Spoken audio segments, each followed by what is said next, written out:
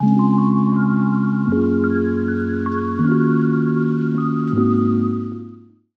everyone and welcome to my channel. I'm Chief Sweet and today I'm going to be building a 120-gallon bearded dragon enclosure.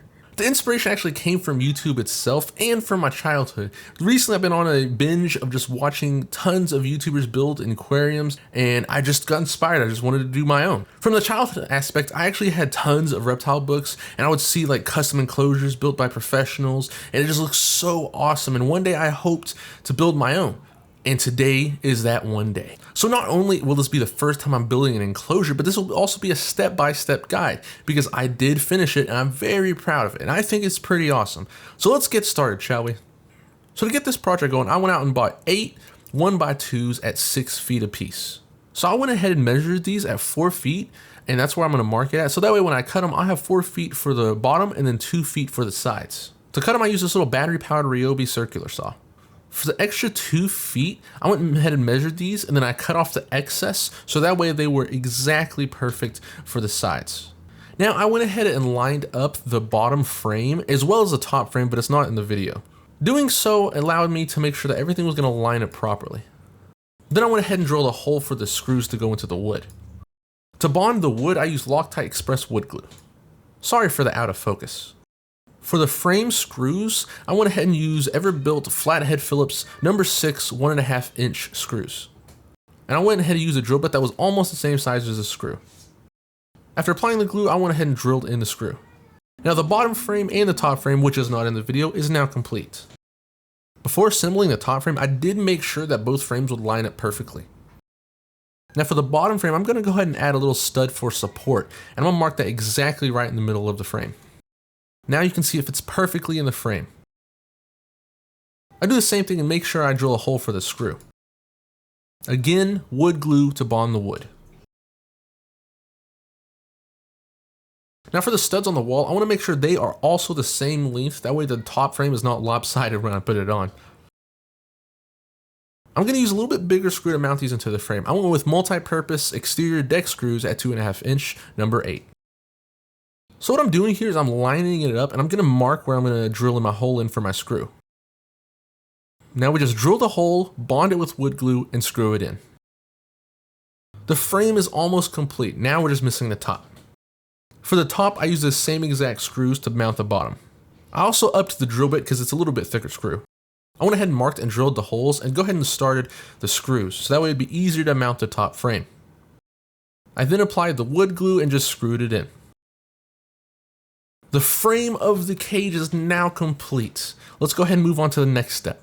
For the next step, I went ahead and use this 2 feet by 2 feet piece of plywood. I think it was 1/4 inch thick. I got it for $5 at Lowe's. However, the price has significantly increased.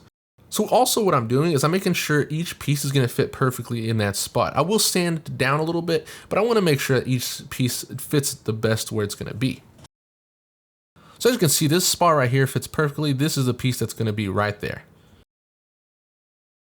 Now to screw the plywood into the wood, I go ahead and use Everbuilt Flathead Phillips number 6 3/4 inch screws. Now what I'm doing is I'm flipping the enclosure on its side and I'm going to drill holes in the back of the frame so that way I can install some more studs for plywood support on the back. I went ahead and drill these to the correct length and drilled a hole, that way the screw can go in perfectly. And as you can tell, the top of the enclosure has a little bit of a curve into it. So what's going to happen is when I screw it all in, you're going to see that it's actually corrected. This is a spot where it corrects itself. It's actually pretty cool to watch. After that, I go ahead and put the back pieces of plywood on. I make sure to sand them down so that way they fit perfectly. Again, I use the number 6 3/4 inch wood screws from Everbuilt. After that, I went and bought some wood dowels. This is the size I used, 5/8. It was 36 inches long, and I'm going to use this as the frame for my top screen. As you can see, I already put 2 sides on, as well as a stud in the middle of the frame. I measured the length I needed.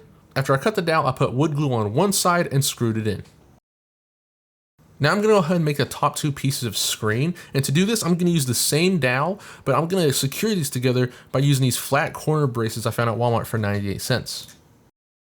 I make sure to measure to the correct size, and I go ahead and replace the screws that came with the L brackets with number 6 1/2 inch wood screws. As you can tell right here, it came out perfectly, but I made sure to leave a little bit extra space so that way when I paint it, the paint will get thick and it might not fit perfectly afterwards.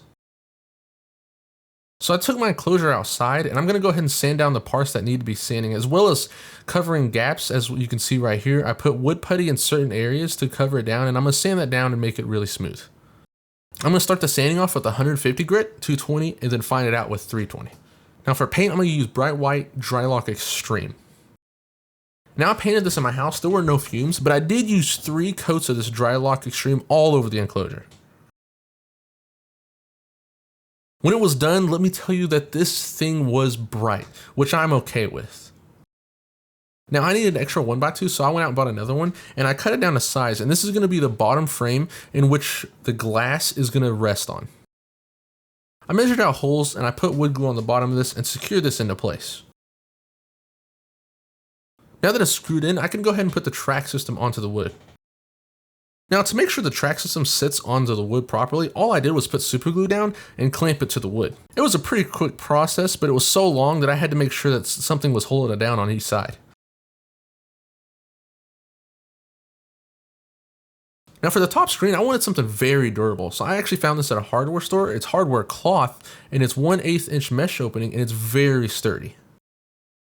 I went ahead and put the screen over the frame, and I used the same 1/2 inch screws to secure it in place as I did with the L brackets. To cut the screen, I used some pruning clippers that I found at Home Depot. I also put L brackets on the screen to more secure it in place. Now, honestly, the enclosure is complete as is. You could, honestly, if you didn't want to put more into the enclosure, you could just put the glass on right now. It is complete. But from here, I want to make a realistic background. I just don't want it to be solid white. So I'm going to go ahead and put gray stuff on the back, and it's going to act as a rock substitute or like an Exoterra substitute. And then I'm going to paint it and make it look like rock. Give it a nice look in the background. I didn't really have a method on putting it on the back, so I just sprayed it wherever I thought I wanted to. One important note is I did actually try to get cheap, and I went with the Walmart version of gray stuff. I would not recommend doing it because it didn't dry properly. I had to take it all off, which was not hard, so don't worry. If you do mess up, you can just take it off very easy. But as you can tell, it just did not dry. It was just like a giant air bubble, and I waited 2 days and it still wasn't dry. It was just really sticky, so I went ahead and just took it all off.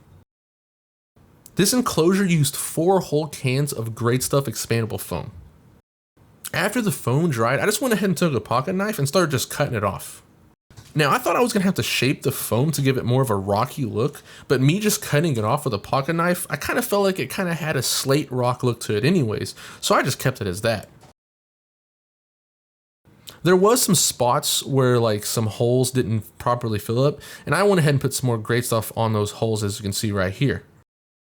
After that, I'm gonna go ahead and seal all the foam with Elmer's wood glue. This is also gonna give it a very hard texture like a rock. It will also help against the foam from just sucking up the paint. But before I do that, I'm gonna go ahead and wrap the entire enclosure in some painter's tape. That way it'll protect the white from getting black paint on it, because I am gonna paint the inside black at first. Now this is very important for the Elmer's glue part. I went ahead and did 3 coats, but Elmer's glue, doing it in such big quantities like this, it actually took 3 days to fully dry. So this almost took an entire week just to paint the 3 coats. I did a pretty generous amount on the first coat, and I did the same for the other coats as well. Now we're gonna go ahead and paint over it with the same Drylock, but I'm gonna add in some liquid cement color charcoal.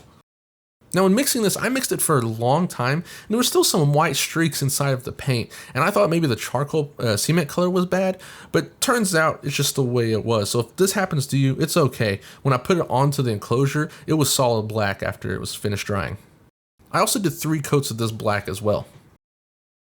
After it dried, the inside of the enclosure looked awesome. But we're not done yet. I'm gonna use this liquid cement color, and I'm gonna go ahead and very lightly paint over the black and give it a very nice natural rock look. It's very important that when you dip the brush in, that you try to get all the excess paint off, and then very lightly go over the whole enclosure. This will give you a very natural look, and what I think, it just looks so awesome. Now I went and got some border, and what I'm gonna do is I'm gonna paint this and install it so that way the glass frame has something to slide into. To mount this into the enclosure, I used 1-inch wood screws. Again, I made sure I drilled the hole before I put the wood screws in, and voila, the enclosure is complete. I think this thing came out great. It was my first ever fully built enclosure, and I absolutely love it. One important thing I would like to say though, is if you look at the glass, it looks beautiful. I actually got this glass at a glass store near me. I had them cut it to the size I needed, and they cost only $37 a piece.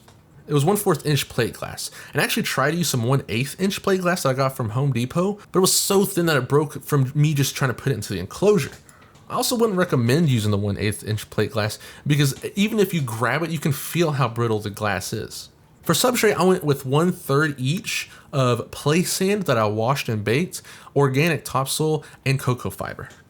I went ahead and mixed these together and put it into the bottom of the terrarium. For the handle, I actually found this at Home Depot, but the back, as you can see, it has openings. I'm gonna go ahead and put hot glue inside these openings, so that way it'll give it a flat back.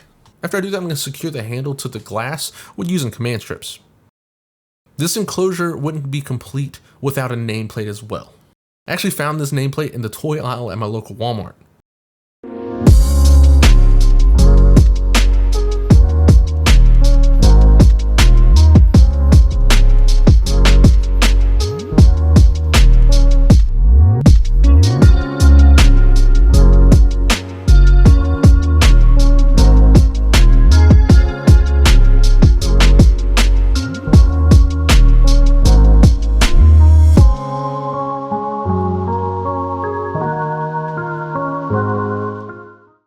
And voila, the whole entire enclosure is finally complete. I could not express how excited I was when this was finally complete because Bubbo has been in a 20-gallon for 2 months waiting for this to be done. I will also say that you might not be able to tell, but this enclosure is huge. It was honestly so huge that it kind of stressed Bubba out at first. It took him a full week to finally feel safe in his enclosure. But now he's the king of the castle. Now, I don't have that many decorations in the enclosure, but I really didn't prepare for this part. I really only prepared to make the enclosure and put the background in. So forgive me if the enclosure decorations aren't that cool or snazzy. I am going to find some big pieces of wood so that way I'll have some basking spots that's a little up higher and closer to the heat. That's all I have for you today. I hope you enjoyed it. I hope it was a fun watch. I hope that maybe if you're trying to build your aquarium that I helped you along the way as well. If you have any questions, you want to know anything, or even give me some advice, leave it down in the comments. Thank you for watching. I'll see you next time.